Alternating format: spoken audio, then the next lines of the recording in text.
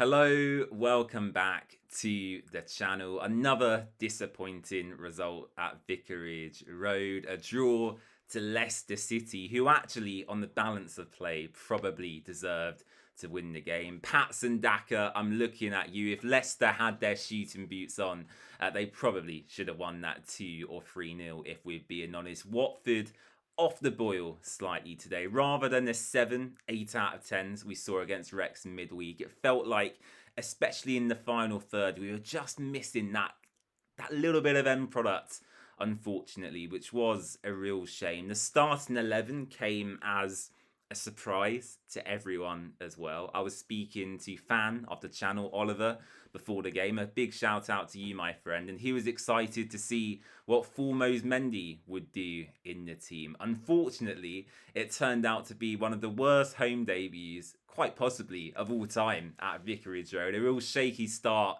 by Foremost Mendy. The opening 5 or 10 minutes, generally for Watford, was quite bright. I don't think we were helped by the stop-start nature of the game. I know the whole stadium was against the referee today, which I certainly agree with.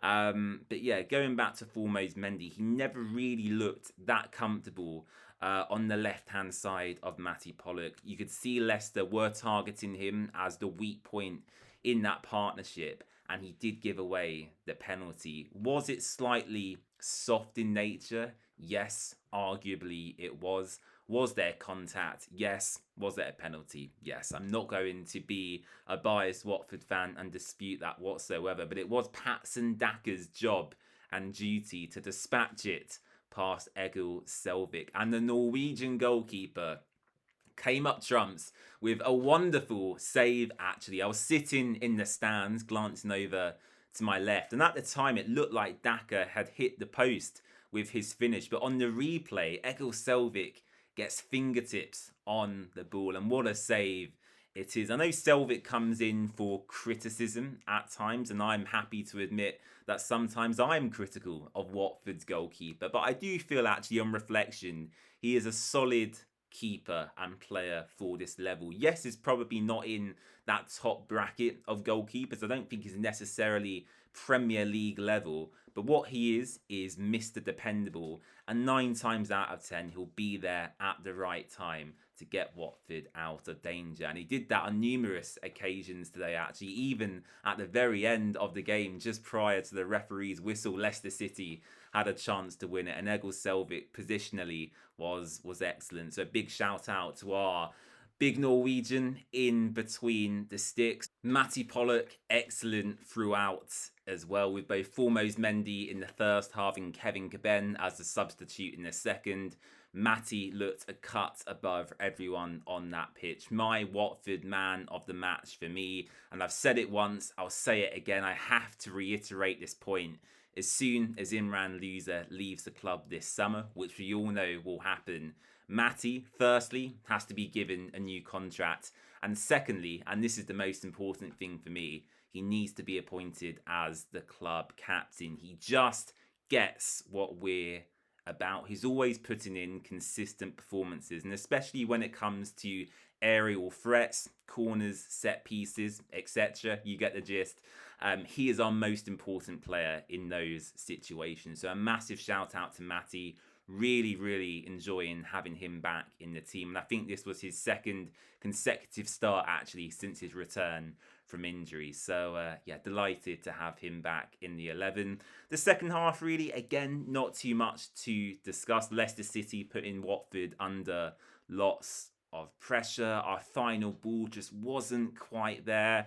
Ed still has spoken about, of course, our injury situation at the moment. I found it surprising, actually, to see Imran Louza brought off early, as did Georgie Shatfatatse as well. Arguably both of our most important players in the team at the moment. But actually, after the Wrexham game midweek, Louza had 2 big ice packs on his knees, so it shows he's obviously managing an issue there. Georgie Shatfatatse has probably been overloaded slightly in recent weeks due to the injuries we have out wide. He probably needs a bit of a rest as well. Luka Kiramgard has been struggling too. So we are kind of bare bones in the squad at the moment. Defensively, we're pretty stacked with players, as in midfield as well. But when it comes to attackers and wide players specifically, we're quite light on numbers. So I do feel for Ed still in that regard.